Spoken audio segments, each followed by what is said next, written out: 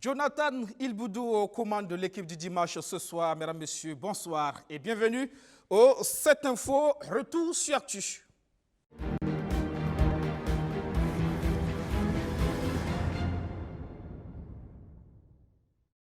Ce soir, nous parlons de révision du code électoral, mais aussi de situation sociopolitique au Mali et en République de Côte d'Ivoire. Deux invités, le directeur général des libertés publiques et des affaires politiques, Bruce Emmanuel Savadogo, est avec nous. Bonsoir. Oui, bonsoir, monsieur. Merci de répondre à notre invitation. Merci. Avec nous également notre consultant politique, Chaka Koulibaly. Bonsoir. Bonsoir.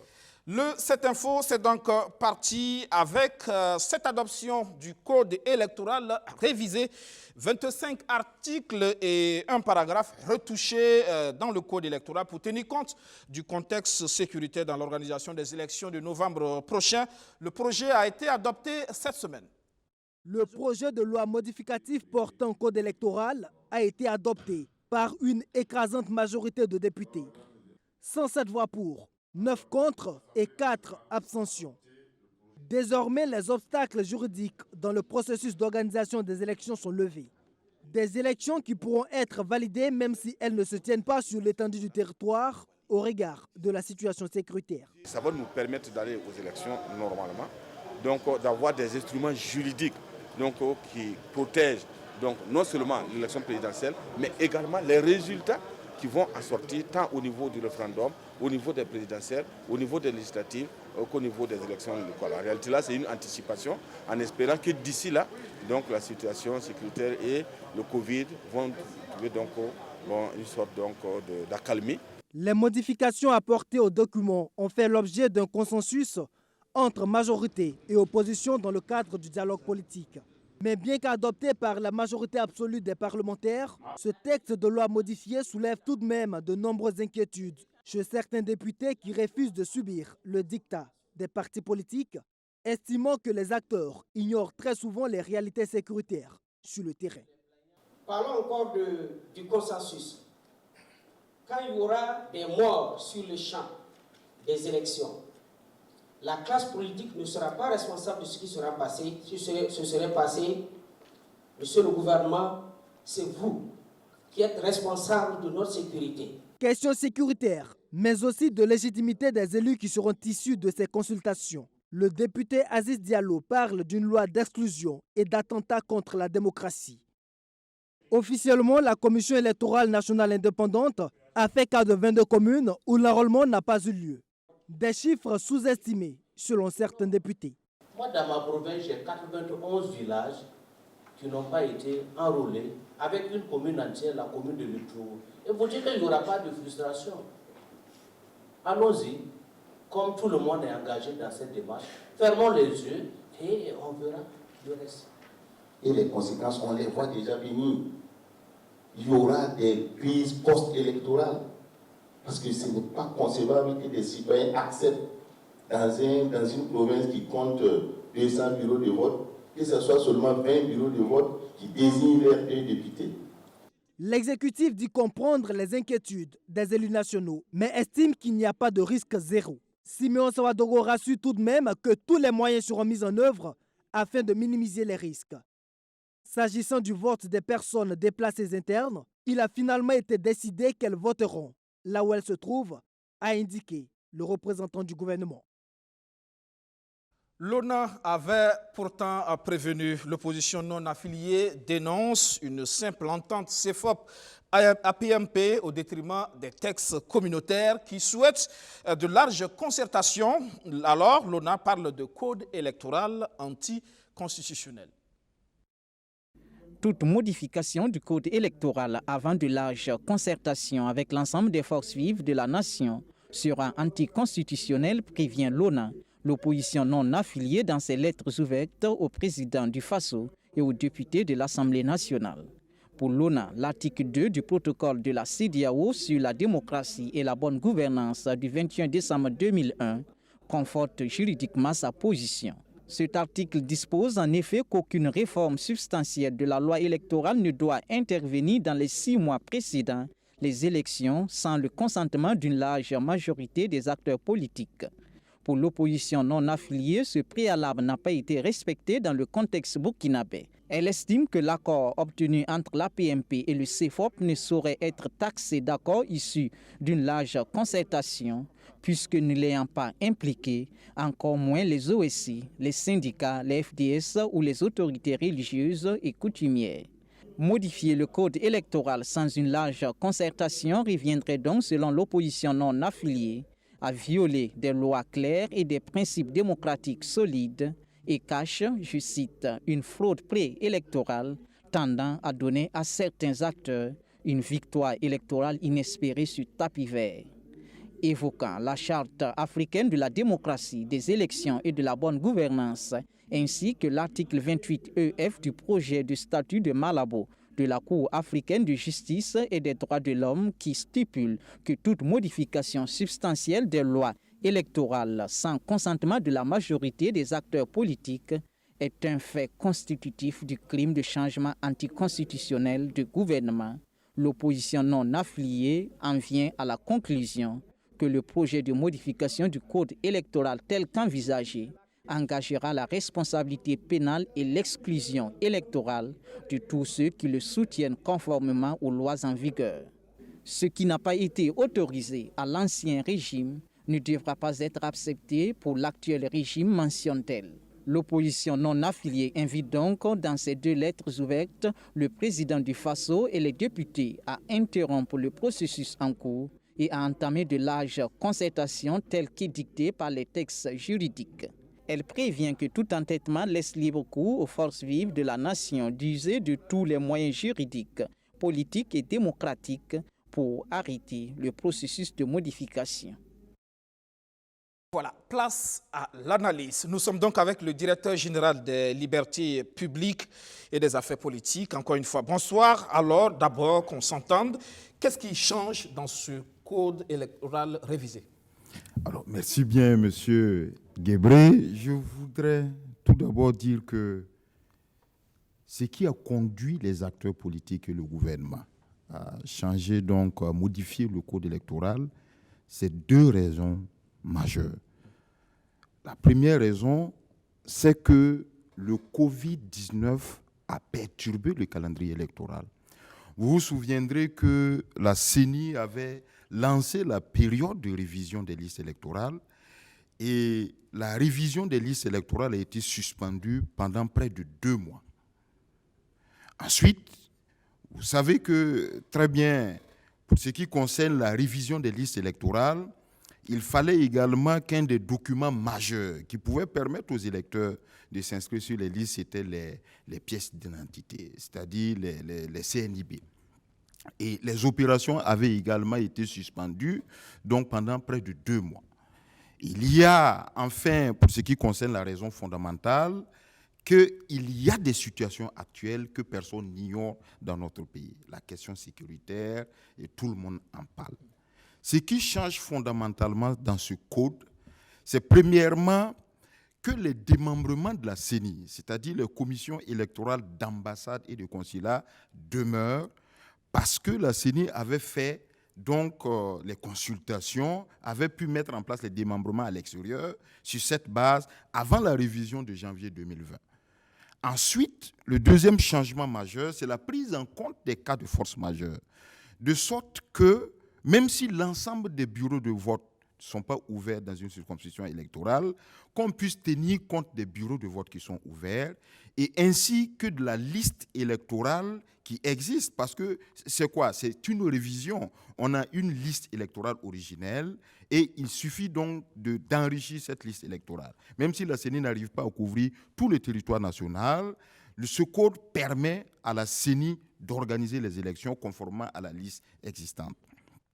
Troisièmement, les acteurs politiques ont estimé qu'il fallait harmoniser les durées de campagne électorale, non seulement pour les présidentielles et pour les législatives. À l'époque, pour les élections présidentielles, il fallait 21 jours pour la campagne électorale et pour les législatives, il fallait 2 semaines.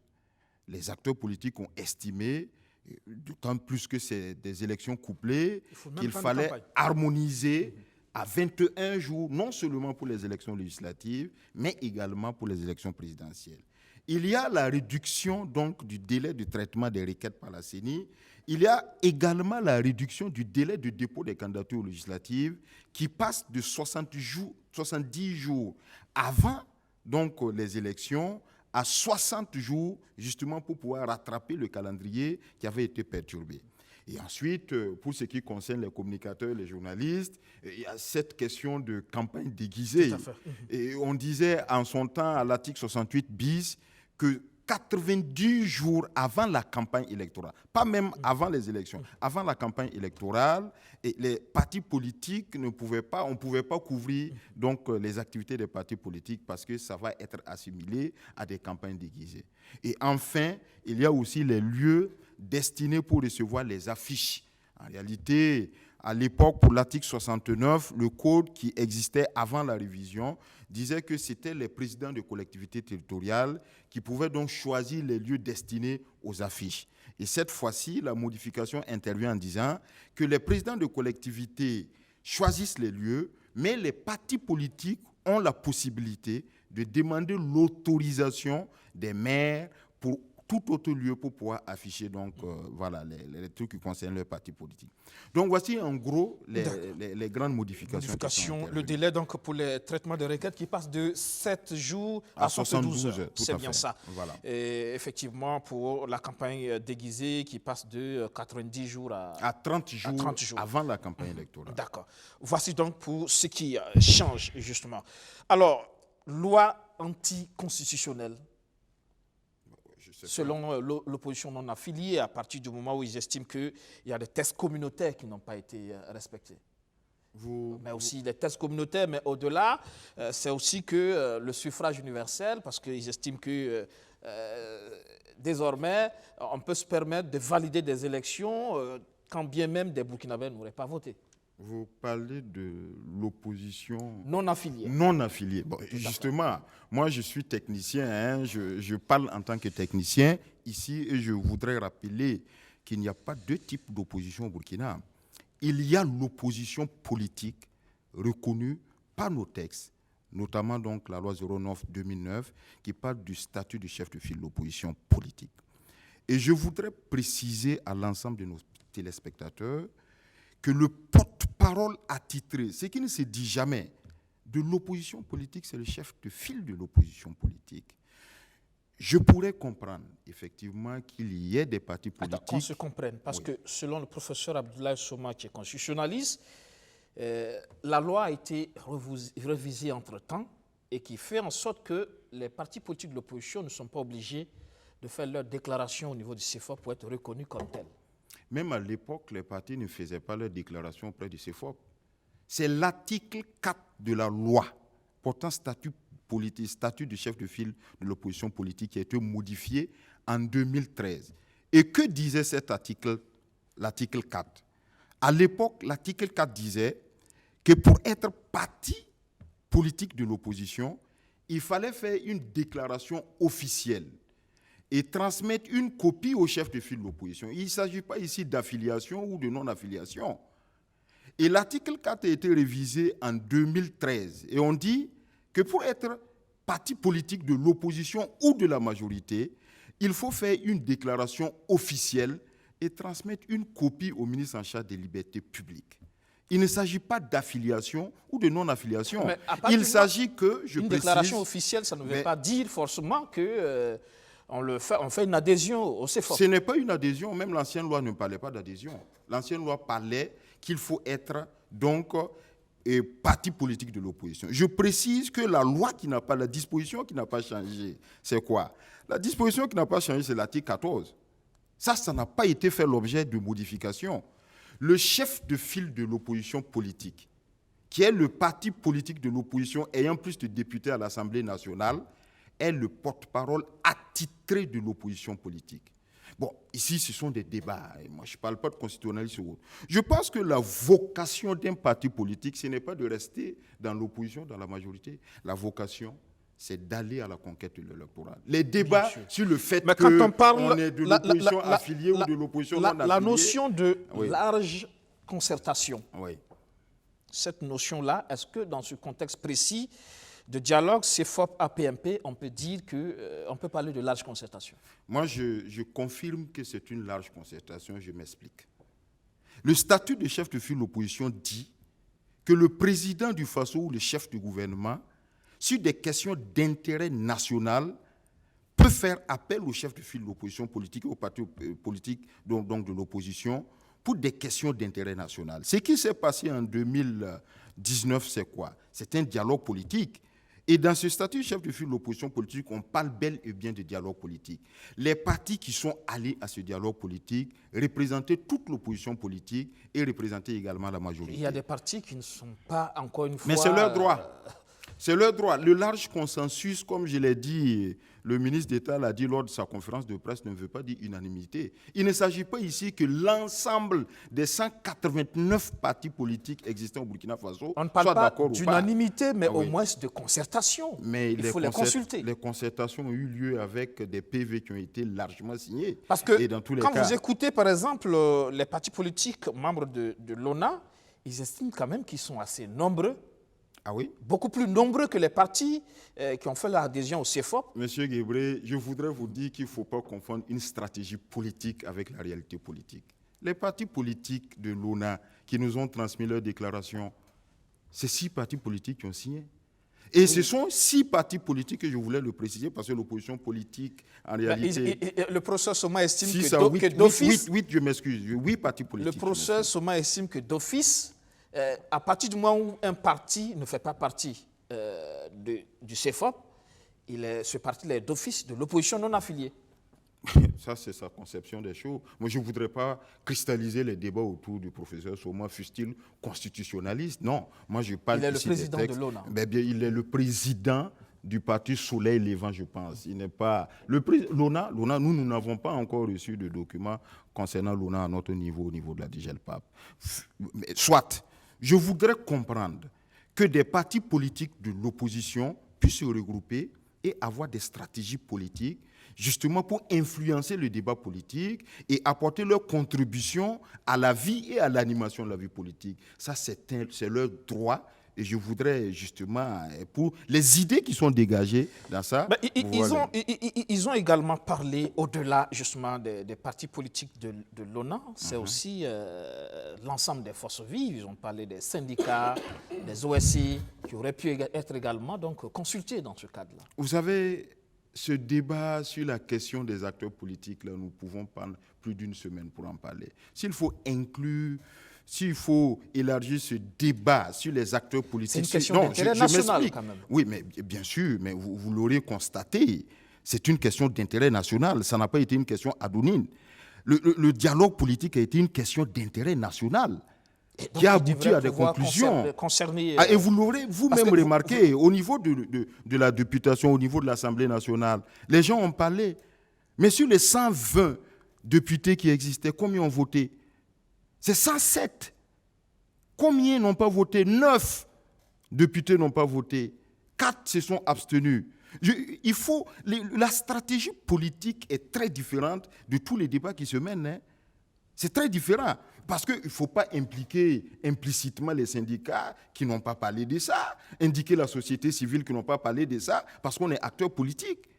Je crois qu'il faut poser le débat avec beaucoup plus de sérénité. La loi qui est passée, le ministre d'État l'a dit, n'est pas du tout criminogène et conflictogène, c'est ce que je veux dire.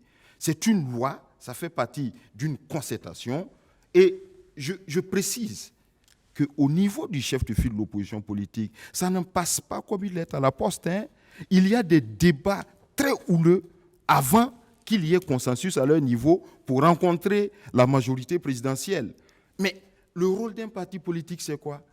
C'est de conquérir et de gérer le pouvoir d'État.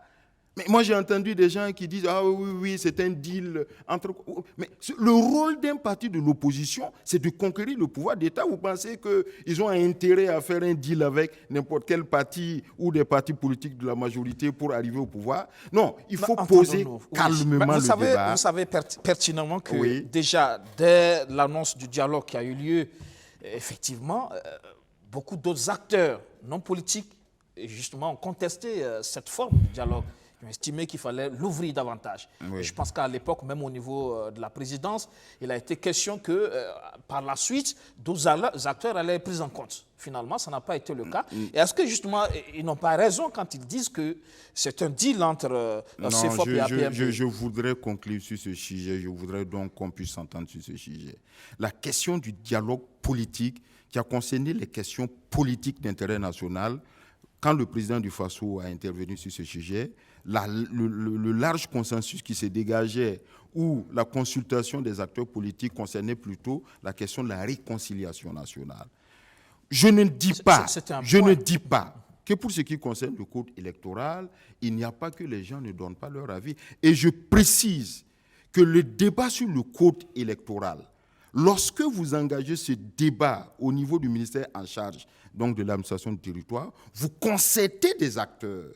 Lorsque l'avant-projet de loi passe au gouvernement et que ça vient à l'Assemblée nationale concerte l'ensemble des acteurs politiques, y compris politiques, de la société civile et syndicats et autres. La commission, donc la KJDH, Commission générale donc institutionnelle de l'Assemblée nationale, a eu à concerter l'ensemble des acteurs avant que ce projet ne passe en plénière. Des députés vous disent que c'est une loi d'exclusion. Vous avez écouté le député Aziz Diallo, par exemple. Ils l'ont voté quand même à une grande majorité.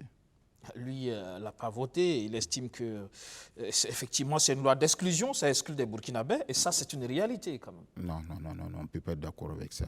En quoi ça exclut? Les Burkinabés ne pourront pas voter. Mais vous pensez que les Burkinabés... Oui, mais c'est tout à fait normal que vous, avec la situation actuelle, vous pensez que l'enrôlement que la CENI a eu à faire, lorsqu'on fait les statistiques, sur les 350 communes qui ont été couvertes, 22 n'ont pas pu être couvertes. Mais on ne peut pas, mais c'est un secret de polichinelle que de dire que l'ensemble des Burkinabés ne pourront pas voter. Mais c'est un débat politique. C'est clair. Mais ça ne veut pas dire que c'est non, ça ne veut pas dire que c'est une exclusion. Ce que je précise, c'est que il faut et il fallait aller aux élections.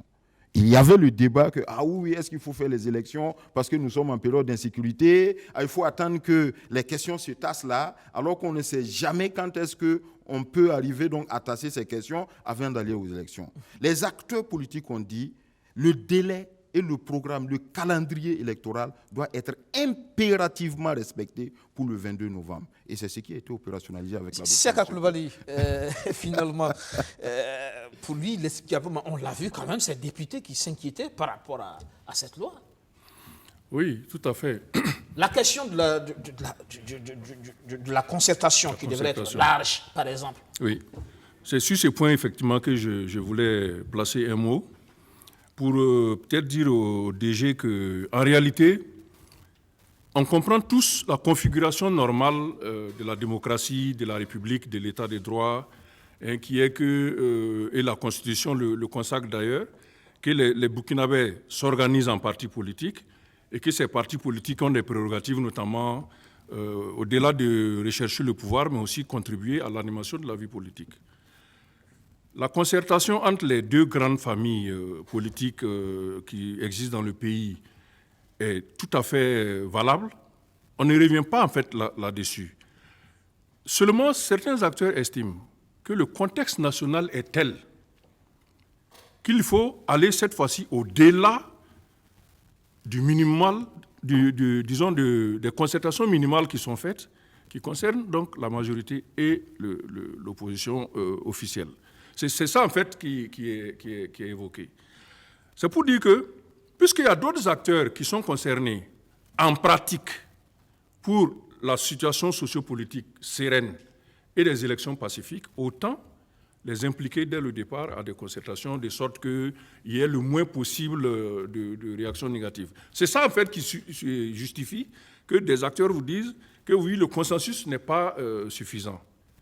Et moi, je fais partie de ceux qui, depuis le début de l'année, parlent donc du dialogue national, qui est différent du dialogue politique. Le dialogue politique, il est bon. Personne ne revient là-dessus. On les a vus en juillet 2019. Le consensus y était sur 30 points. Un seul point n'était pas consensuel, etc. On a tous salué ce travail-là. Mais on estime également qu'il faut aller au-delà. Et l'Église, par la voix de l'archevêque, avait dit à l'époque que lui, il voulait aussi une concertation beaucoup plus large. Et le chef de l'État avait accepté qu'effectivement, il fallait plus tard donc, organiser cela. Donc c'est un peu sur ça que les uns et les autres reviennent. Parce qu'en cas de crise, ce ne sont plus les acteurs politiques qui règlent ça. Exactement. C'est tout le monde qui... C'est pour ça qu'on s'est dit qu'il aurait fallu à mettre la main à la porte. Une concertation quand même qui aille au-delà de ces deux familles politiques-là, et bien sûr en incluant l'ONA.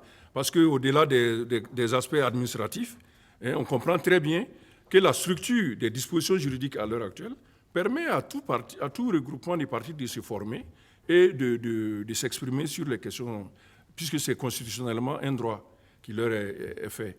Donc là-dessus, je pense que c'est fait. C'est un socle administratif et politique, mais je considère qu'il est minimaliste et qu'il faut essayer dans le futur d'adjoindre le maximum possible d'acteurs de sorte à éviter qu'il y ait je voudrais placer un mot. Je rappelle et je dis que pour ce qui concerne la révision de ce code, c'est pour nous permettre d'aller aux élections, et le plus rapidement possible, aux élections du 22 novembre 2020.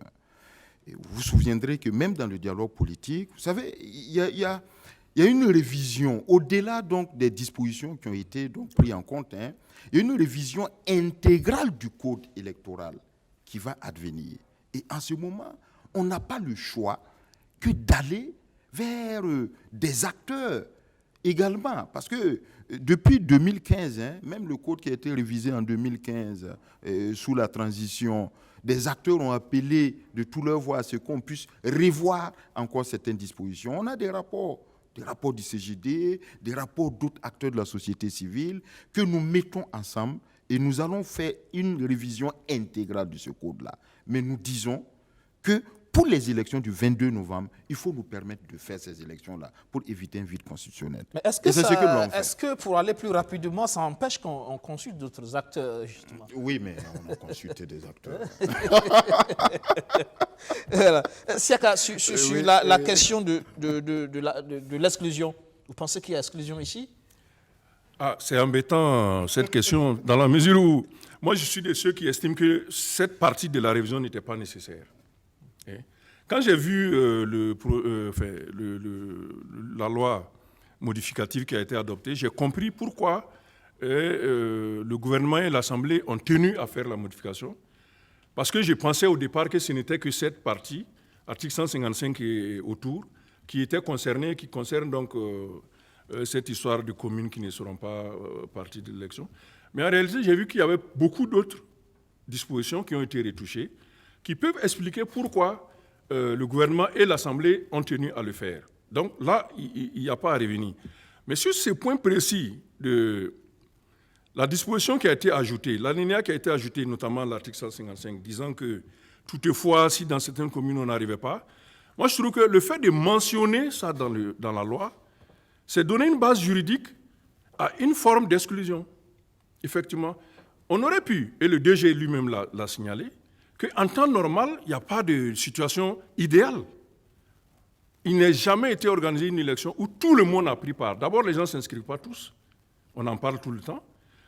Sur 10 millions, je crois, selon l'INSD, qui doivent être en âge de s'inscrire, nous avons à peu près aujourd'hui 6 millions, 6 millions 500. Donc, c'est pour dire que tout le monde ne s'inscrit pas. C'est déjà un élément où les gens volontairement ne veulent pas y aller. Mais écrire que si on n'arrive pas, etc., et par la suite, il y a toute une procédure où le chef de l'État va saisir le Conseil constitutionnel avec une liste de communes qui pourraient ne pas faire l'objet, je pense que c'est quelque peu dangereux, à mon sens, d'écrire comme ça officiellement que dans ces communes-là, on ne pourra pas le faire. C'est ça qui donne une base à des gens pour dire, bon, nous, on est quand même exclus. Non, je rappelle les dispositions. C'est-à-dire qu'il est écrit que toutefois, en cas de force majeure ou de circonstances exceptionnelles, si effectivement on constate ces circonstances, sur rapport de la CENI fait un rapport. Ça peut dégager un peu ce rôle de l'exécutif qui, sur le rapport de la CENI, le président du FASO peut saisir le Conseil constitutionnel qui statue avant donc de le faire. Donc vous voyez, c'est effectivement une procédure, mais qui permet effectivement une sorte de transparence du processus. Dire qu'il peut y avoir des cas de force majeure, ou de circonstances exceptionnelles, mais tout le monde sait que c'est au regard du contexte que nous traversons. Et que pour ça, oui, il faut... Ça permet quand même de prendre des garde-fous. Parce que si on laisse aussi ce vide... Moi, je veux qu'on laisse cette partie à la pratique, au fait. Mais là, on peut être confronté à des interprétations. Mon problème, c'est le fait de l'écrire dans la loi. Ah ouais, bon. Je ne nie pas... Parce que... Je ne nie pas qu'il existe des situations parce que où là, on ne pourra pas tout le tenir... monde. Non. Si vous le faites, vous excluez des gens administrativement. Et ça, dans les principes des élections, notamment le rapport Brige, vous verrez qu'il ne faut pas faire d'exclusion administrative. C'est-à-dire, il n'est pas écrit... Est-ce que ça ne permet pas justement d'éviter des contentieux c'est ça qui donne le contentieux. Parce que quand on ferait un contentieux, si on n'avait pas mis cette disposition, vous faites un contentieux, vous n'avez pas une base juridique. Oui, mais parce que la loi dit qu'on organise l'élection. On peut contester des résultats, on peut constater le fait qu'on n'a pas pu organiser des élections dans telle localité. La loi dit qu'on organise l'élection sur l'ensemble du territoire. Et c'est ça la circonscription. Oui. Quand vous faites votre recours, vous faites des recours sur l'organisation des élections, mais pas sur la circonscription. Or là, on donne ici un argument à celui qui conteste l'élection sur la base des circonscriptions. Oui. C'est ça ma crainte en réalité. En fait, moi, je comprends M. Koulibaly sur sa position, mais il fallait prévoir. Au regard, il y a tous les débats qui se passent actuellement, qui s'est passé ici, justement, sur la validité des élections, la validité des résultats et autres. Mais attendez, le législateur a prévu ça pour justement éviter le piège qu'on veut tendre. Justement, c'est ça. Parce que la question de la légitimité de l'élection, il faut s'il n'y a pas une base juridique là. Sur la base du juridique, et vous savez que le contexte actuel fait qu'il faut mettre tous les garde-fous nécessaires pour qu'on arrive à aller aux élections. Bon, c'est un débat. On ne va pas finir ça, donc c'est mieux de... Merci. D'accord. On poursuit avec la Côte d'Ivoire. Élection d'octobre prochain dans ce pays. Ouattara, Bédié, tous les deux ténors donc, de la scène politique ivoirienne ont déposé cette semaine leur dossier de candidature. Une grande mobilisation ce jeudi autour du candidat du PDCI. Ce sont les militants, élus et cadres du parti qui accompagnent Henri Konan Bédié pour le dépôt de sa candidature au scrutin du 31 octobre 2020. À la commission électorale indépendante CEI, le candidat remet pièce par pièce les éléments constitutifs du dossier. Une copie du reçu du cautionnement de 50 millions de francs CFA. La liste des électeurs parlant à la candidature sur clé USB. Récépissé et bordereau de dépôt en mai, Henri Konan Bédié est de plein pied dans la course à la présidentielle. Il dit vouloir ouvrir la page d'une Côte d'Ivoire de dialogue. Cette candidature nous permettra de reconstruire une Côte d'Ivoire réconciliée avec elle-même, une Côte d'Ivoire de la paix, de la tolérance, du dialogue et du développement. C'est le candidat du RHDP, le président Alassane Ouattara, qui a ouvert le bal ce lundi pour les dépôts des dossiers de candidature. Comme son challenger, Alassane Ouattara était lui aussi accompagné de militants, élus et cadres de son parti. Le président sortant, candidat à sa propre succession, rappelle son bilan et promet faire plus. Nos concitoyens se souviendront et verront notre bilan, qui a été un bilan exceptionnel ces 9 dernières années. Un projet de société qui permettra de compléter ce bilan dans les endroits et les niveaux où cela doit être. Récépissé et bordereau de dépôt en poche, son dépôt de candidature vient mettre fin au débat sur son éligibilité ou non. La fin des dépôts des dossiers de candidature pour la présidentielle de 2020 en Côte d'Ivoire, elle est fixée au 31 août prochain. Laurent Gbagbo et Guillaume Soro ne pourront pas faire cet exercice puisque définitivement éjectés de cette course à la présidentielle. Et pourtant, les deux figures de proue, Soro et Gbagbo, vont déposer demain. On apprend donc qu'ils vont demain aller déposer leur dossier de candidature. On attendra de voir si ces candidatures seront validées ou pas. On verra donc dans les jours à venir. Alors, Siaka, faut-il craindre pour la République de Côte d'Ivoire ou alors Ado va réussir à contenir déjà toute cette grogne qui... Je crois qu'il faut séparer les questions ici. Il y a la question des troubles sociopolitiques qui se déroulent à l'heure actuelle liées au mandat d'Alassane Ouattara. Et il y a la question de l'organisation des élections qui, elle, je pense, va pouvoir se dérouler avec les moyens sécuritaires que la Côte d'Ivoire va mettre en œuvre. Cela ne va pas occulter que, aussi bien avant l'élection qu'après, on assiste aux troubles et que la Côte d'Ivoire ne sombre... je dirais en 2021, dans une spirale de violence. Et c'est là où on avait aussi à ce niveau demandé aux autorités de la CEDEAO de commencer à regarder de près la situation de la Côte d'Ivoire pour essayer de prévenir les dérives qui pourraient arriver. L'éternel manque d'anticipation voilà, de la exactement. CEDEAO. Donc en Côte d'Ivoire, on le voit bien, le gouvernement et le RHDP au pouvoir va de l'avant selon sa stratégie, et de mettre Alassane Ouattara dans un nouveau mandat à la tête de l'État. Ses adversaires le lui contestent fortement et n'hésitent pas à recourir aux manifestations qui vont jusqu'à la violence, violences qui ont d'ailleurs débordé sur les conflits intercommunautaires dont la Côte d'Ivoire est tributaire depuis assez longtemps et qui justifient donc qu'on se penche effectivement sur le dossier ivoirien. En tout cas, il y a de quoi s'inquiéter. Il y a une date importante, c'est effectivement demain, on verra si la CEI réceptionne les dossiers de Gbagbo et de Soro. Ce serait une étape également qui permettra de faire une analyse du reste de la situation. Alors, scénario malien au bord de la lagune ébriée, faut-il peut-être voir les choses un peu ainsi? Je pense que le cas malien va donner une leçon à tous les chefs d'État de la sous-région qui vont certainement éviter d'aller à la confrontation maximale, comme ça a été le cas au Mali, où 3 mois de manifestations ont été conclus par une intervention militaire et puis par la démission du chef de l'État. Donc il faut éviter que ce scénario ne se reproduise dans les autres pays.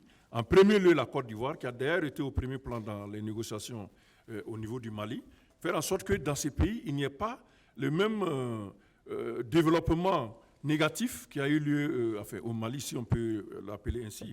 Pour dire que la Côte d'Ivoire tient quand même une place importante dans la sous-région ouest-africaine, en particulier dans les pays de l'UEMOA, en termes économiques, en termes de flux d'échanges entre les différents pays. Et lorsque le conflit entre 2000 et 2010 avait eu lieu dans ces pays, toute la sous-région s'en s'était ressentie. Et je crois que c'est de la responsabilité du président Alassane Ouattara aujourd'hui d'accompagner sa candidature avec d'autres gestes, à mon sens, qui peuvent apaiser la situation. Ce serait par exemple de permettre que les 2 autres challengers, qui sont essentiellement Gbagbo Laurent et Soro, puissent se présenter aussi. Ce qui va d'ailleurs éteindre la contestation venant des manifestants et des partis de ces 2 candidats, de sorte qu'au moins on aura une élection où tout le monde pense avoir les chances de gagner. Ça permettrait peut-être qu'on accepte finalement sa candidature. Voilà. Donc, du coup, s'il accepte que les autres se présentent, bon, les autres seront moins remontés contre sa propre candidature. Et c'est un jeu dialectique qu'il aurait peut-être gagné à réaliser. Peut-être que les autres chefs d'État devraient le lui susurrer par les canaux qu'ils ont entre eux, pour qu'ils puissent faire un geste d'élargissement, de compréhension vis-à-vis de toute la classe politique, de sorte que, et là encore, en Côte d'Ivoire, on le sent, on le suit, il y a ces besoins également de dialogue national aussi qui se posent dans ces pays-là, où la réconciliation a été conduite sur près de 7 ans, mais qui n'a pas donné réellement les résultats qu'on a attendus. Il y a eu quelques indemnisations qui sont faites, mais pas d'actes majeurs en termes de réconciliation. Donc tous nos pays, en réalité, ont ces besoins-là, et nous, on pousse toujours les chefs d'État à aller dans le sens de concerter au maximum, de sorte à ne pas permettre que des gens qui se diront exclus de la concertation viennent à utiliser des moyens non conventionnels pour régler leurs ambitions. D'accord.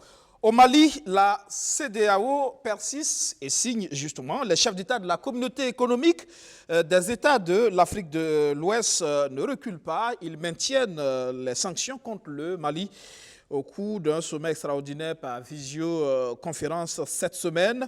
La CEDEAO a préconisé une transition civile d'une durée d'1 an. On écoute le chef de la diplomatie burkinabé, Alpha Bari.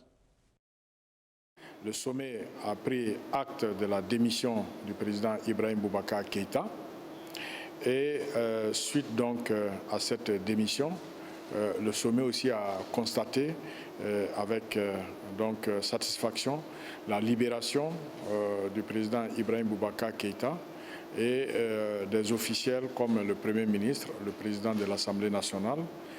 Et le sommet a préconisé la mise en place d'une transition civile, une transition dirigée par un président de transition qui serait civil, un Premier ministre qui serait civil, un gouvernement qui va s'occuper des défis du Mali et particulièrement de l'organisation des élections législatives et présidentielles.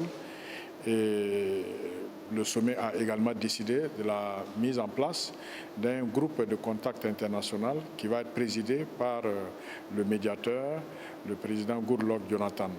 Donc voilà à peu près quelques décisions. Maintenant, je sais qu'il y a une question qui est importante que vous attendez, à savoir la question relative aux sanctions. Le sommet a décidé donc du maintien des sanctions. Celles-ci vont être levées progressivement en fonction de l'évolution des discussions, des consultations, des négociations donc, avec la partie malienne, notamment le Comité national de salut du peuple. Et il faut dire également que pour la mise en place des structures de transition, le sommet préconise qu'il y ait des consultations assez larges avec la classe politique, avec la Cour constitutionnelle, avec les organisations de la société civile et avec les principaux acteurs, en tout cas, au Mali, afin donc d'avoir un consensus assez pertinent pour donc conduire la transition. Ça aussi, c'est important de le souligner. La durée de la transition pour les chefs d'État de la CEDEAO, c'est 12 mois. C'est 1 an, donc voilà, c'est cette durée qui a été donc préconisée par les chefs d'État. La CEDEAO contestée, désavouée, mais qui s'accroche tout de même à son rôle. Hein. Oui. La CEDEAO contestée par la rue, mais bon, ça ne changera pas l'institutionnel. Il faut dire que la CEDEAO, cette fois-ci, il faut quand même dire qu'il y a un changement dans leur position. Les sanctions ne sont plus pour le retour d'Ibeka.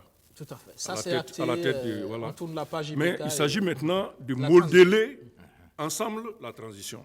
Donc, c'est déjà une avancée. D'ailleurs, le ministre estime qu'il y aura une levée progressive en fonction de l'évolution. Donc, je crois qu'on est dans la bonne voie avec la CEDEAO. Et pour moi, la CEDEAO devrait peut-être s'atteler à travailler sur comment faire en sorte que le Mali ne revienne plus à cette situation. Parce que dans ces pays, on a déjà l'exemple de 2012, où la même intervention de la CEDEAO. Et donc, c'est comment la transition s'organise justement pour permettre qu'au sortir de cette transition... Il ne faut pas s'en tenir aux éléments formalistes. On ne vit pas d'autres situations pareilles. Aux aspects formalistes. Oui, mais là, le M5 qui dénonce déjà un jeu trouble des militaires, on l'a vu, les militaires accusés de jouer en solo. De jouer seul. C'est vrai ? Je crois que la CEDEAO, mais par exemple, sur ces questions, la CEDEAO peut les prendre en charge. C'est son devoir d'envoyer une mission qui s'occupe donc de discuter avec les militaires, mais également avec l'ensemble de la classe politique, l'ensemble des forces vives, pour pouvoir faire en sorte que la structuration de la gouvernance du Mali permette d'éviter les clashs ultérieurs. Je crois que c'est extrêmement important. Notamment, comme je l'ai dit, ils ont déjà eu le cas en 2012, et 7 ans après, ils sont revenus à un coup d'État militaire. Du coup, est-ce que c'est du bon travail que d'imposer ces délais de cette façon, sans voir quel sera le contenu de la transition. Vous écoutez certains membres du M5 comme Cheikh Omar Sissoko, lui est d'accord pour les 3 ans si ça permet justement véritablement de poser les balises. Et si vous suivez les médias maliens, vous verrez que l'ensemble, enfin pas l'ensemble, beaucoup d'acteurs maliens sont d'accord pour cette durée de 3 ans, ou un peu moins peut-être, à condition qu'on profite pour régler les questions structurelles du Mali. Et ça, à mon avis, je crois que c'est extrêmement important. Les chefs d'État de la CEDEAO, peut-être qu'on peut tenir le calendrier d'1 an, mais qu'est-ce qu'on met dans les 1 an? Il ne faut pas juste dire, il faut forcément que ce soit des acteurs élus et advienne qui Parce pourra qu'on parle au pouvoir. de transition rapide, mais la transition rapide peut aussi laisser des problèmes. Bien sûr, nous avons eu le cas également, je voulais en venir à le deuxième exemple, celui du Burkina Faso. On a imposé 1 année également, et à la suite, beaucoup de gens se plaignent de la façon dont la transition a été conduite. On avait prévu un référendum pour modifier la Constitution, on n'a pas pu à cause du délai de la transition. Donc je crois qu'il y a des questions sur lesquelles il va falloir que les chefs d'État mettent de l'eau dans leur vin. Ils ont aujourd'hui imposé, enfin leur proposition, c'est 1 année de transition, un président civil et un premier ministre civil, donc à l'exclusion des militaires. Or, j'ai vu une déclaration de l'ancien premier ministre Moussa Mara qui dit, lui, il pense que les militaires et la société civile doivent diriger la transition et eux, politiques, se préparent pour les élections. Donc, vous voyez, il y a des points de vue qui sont en train de se voilà. Est-ce qu'on retient, monsieur le directeur général donc, des libertés publiques, là, on a parlé, vous avez écouté le chef de la diplomatie burkinabé, il parle aussi de consensus au Mali. Oui. En Côte d'Ivoire, on parle élection, on parle de consensus. Au Burkina, on parle élection, on parle de consensus. La notion de consensus revient quand même parce qu'on pense que ça peut toujours permettre d'éviter des problèmes. Tout à fait. Le consensus est utile, mais il faut contextualiser les choses. La situation du Burkina est différente de la situation du Mali et de la situation de la Côte d'Ivoire. Vous avez au niveau donc du Mali un coup d'État qui a été opéré avec certainement l'aval d'une grande partie de la population, mais la CEDEAO réclame à ce que justement on puisse, dans le consensus, ramener le pouvoir aux civils. En Côte d'Ivoire également, c'est tout autre. Mais il faut retenir tout à fait que le consensus est important pour l'ensemble des acteurs politiques, notamment pour ce qui concerne le cas malien. Parce que vous l'avez suivi cette semaine, rien que hier ou c'est avant-hier, justement, avec l'imam Mamou Diko, qui se plaint justement du fait que les militaires vont en solo. Ouais, justement. Donc, il y a un risque actuellement, donc, au niveau du Mali, que ça n'aboutisse pas. Donc, il est essentiel que les militaires qui ont pour le pouvoir, qui ont renversé un régime, puissent concerter l'ensemble des acteurs. C'est ce que demande le M5 et l'imam Diko. Justement, et on a même été tous étonnés du report de la rencontre qui devait avoir lieu hier, rien que samedi hier, avec l'ensemble des forces vives du Mali. Qu'est-ce qui justifie ça? C'est un point d'interrogation et tout à fait, la CEDEAO est dans son rôle d'appeler au consensus pour ce qui concerne le cas malien. Alors, finalement, est-ce que, quand on voit ces 3 pays, c'est vrai, ce n'est pas les mêmes situations, mais on parle d'élections, on parle de crise, on parle d'élections et on parle de crise en Côte d'Ivoire, au Burkina, au Mali. Finalement, est-ce que la démocratie, ce n'est pas finalement le problème de l'Afrique? Ça donne l'impression, finalement. Non, ce n'est pas que la démocratie constitue le problème de l'Afrique, c'est comment nous faisons notre démocratie. Parce qu'on nous a habitués justement à des crises électorales et post-électorales. Durant, donc, quand on regarde un peu les pays de la sous-région, et à quelques pays près. C'est toujours le même scénario. Élection égale la crise post-électorale. Exactement. Et c'est ça qu'il faut. Il faut qu'on arrive à réformer substantiellement nos institutions, de sorte que ce ne soit pas soit des personnalités politiques justement qui soient visibles, mais beaucoup plus, comme on le dit très souvent, des institutions qui gouvernent notre vivre ensemble. Plus les institutions sont solides, plus notre démocratie s'en portera mieux. Oui, Siaka, on revient sur le même débat finalement.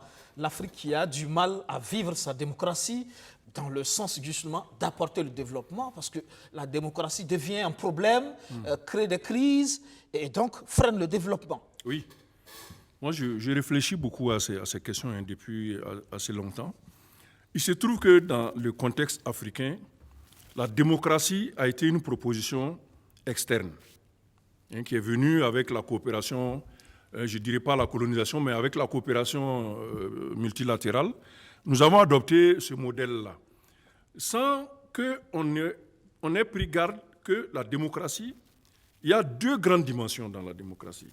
Il y a la dimension formelle, instrumentale, c'est-à-dire les élections, les institutions, leur fonctionnement, etc. Et il y a la dimension sociopolitique, c'est-à-dire l'animation du jeu politique entre les différents acteurs, les citoyens, les représentants, etc., etc. Chez nous, c'est cette deuxième partie, en fait, qui pose problème. Si on prend les 27 années du régime Blaise Compaoré, vous verrez que c'était une période où la dimension instrumentale a beaucoup fonctionné. Les élections se tenaient, elles se tenaient à bonne date, sans aucun problème. Mais est-ce qu'il y avait satisfaction par rapport au contenu de cette démocratie-là? Donc il y a les deux dimensions, à mon avis, auxquelles il faut réfléchir. Et je pensais que le Mali était l'occasion, peut-être pas de finir la réflexion, mais au moins d'amorcer un certain nombre de cadres qui permettaient de poser les problèmes. Des jalons à travers une transition qui permet aussi de repenser la démocratie malienne, les institutions maliennes, parce que c'est une crise de l'État, comme on l'a dit aujourd'hui finalement. Ouais, et ça aurait servi aux autres pays d'éviter de tomber dans les mêmes travers, parce que le Mali et les événements du 18 août, c'est une crise post-électorale. Les législatives d'avril ont conduit à cette situation-là. La Côte d'Ivoire est en train d'aller dans la même optique. Il faut craindre que nous n'allons dans un scénario pareil. On parlait du cas malien. La similitude aussi, c'est qu'eux aussi vivent une crise sécuritaire.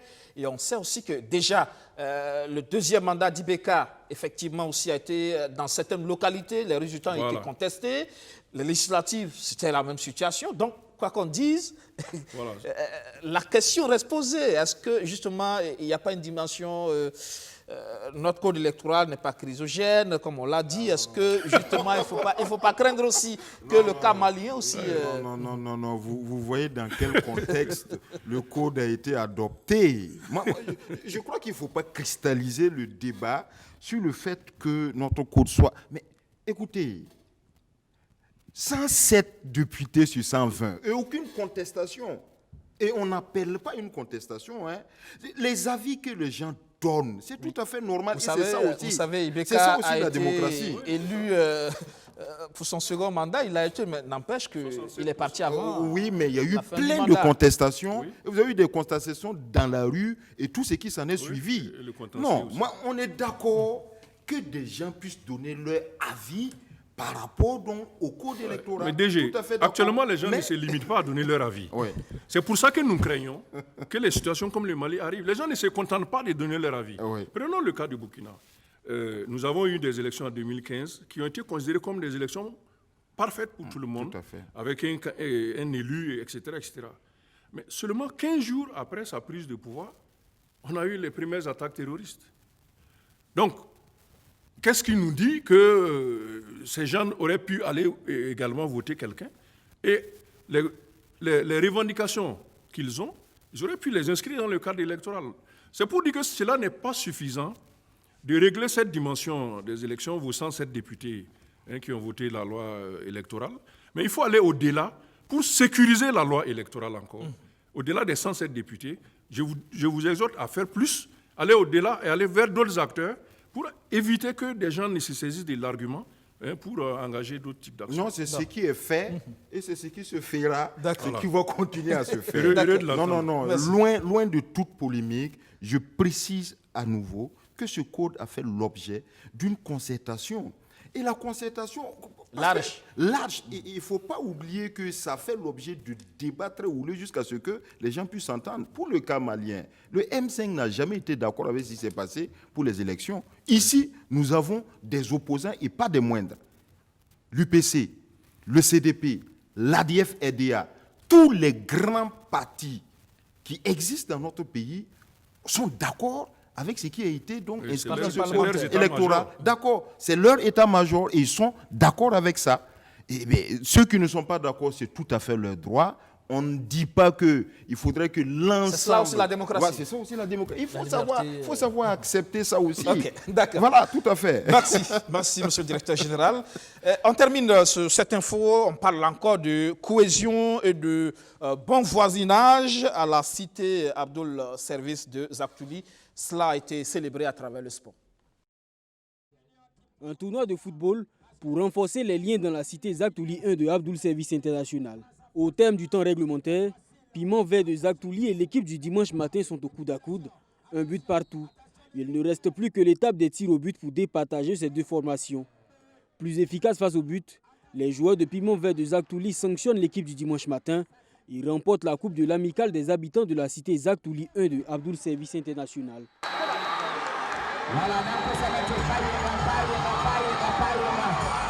Le comité d'organisation se réjouit de la réussite d'un tel événement.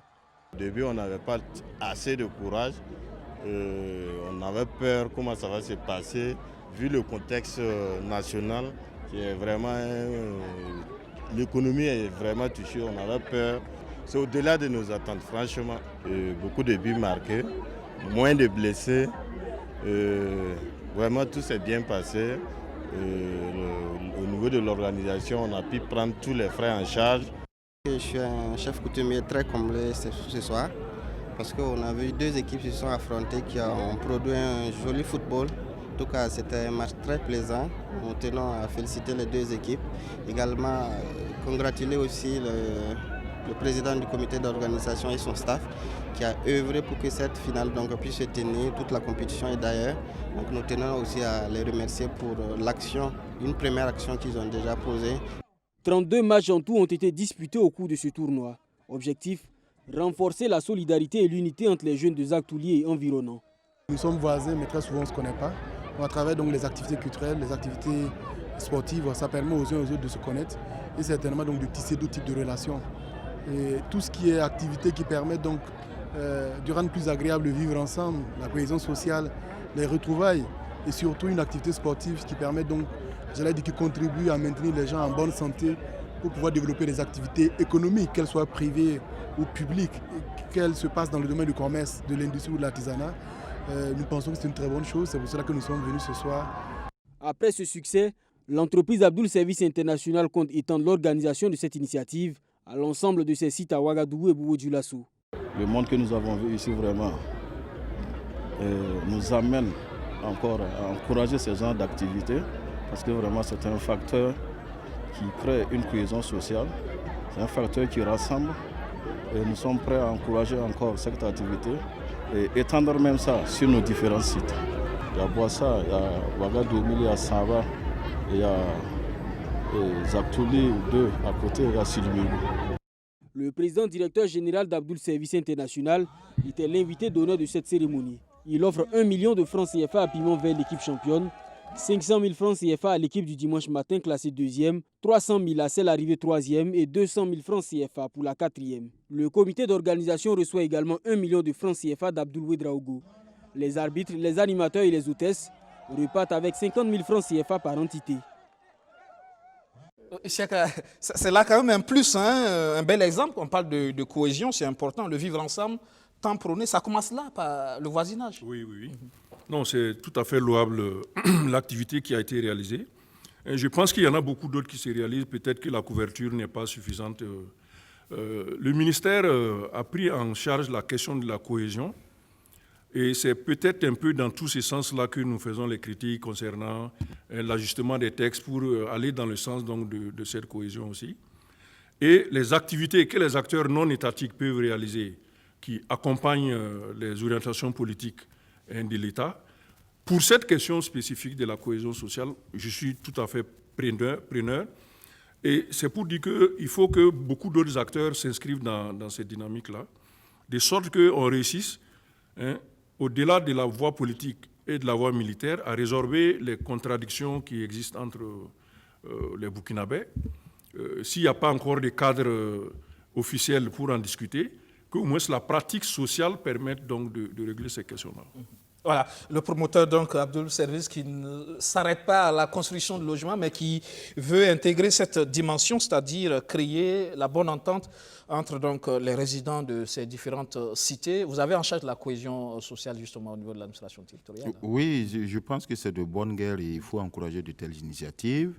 Au-delà de Abdoul Service, tous les promoteurs immobiliers, ils sont très nombreux actuellement au niveau du Burkina Faso, et l'ensemble des acteurs, tous ceux qui peuvent accompagner donc cette politique-là, sont vraiment la bienvenue. Et il faut promouvoir de telles idées parce que quand des populations se retrouvent ensemble, et jouent au football, s'amusent, je voudrais rappeler, même dans l'une des cités, justement à Samba, il y a eu une activité pareille hier qui a permis à l'ensemble des résidents de se retrouver autour donc, de jeux donc, de société, à sympathiser et à vivre, à promouvoir donc, cette cohésion entre les habitants donc, de la cité. Donc ce sont des très important, justement, en ces temps assez sensibles où les politiques ne tardent pas justement à créer des conflits entre les citoyens d'un même quartier, d'un même arrondissement, d'une même localité. Merci, Monsieur le Directeur général des libertés publiques et des affaires politiques, Bruce Emmanuel Savadogo, d'être passé dans le 7 Info ce soir. Merci également, Siaka Koulibaly. Ça sera tout pour ce 7 Info. Excellente soirée sur notre chaîne et bonne reprise de travail demain. Bonsoir.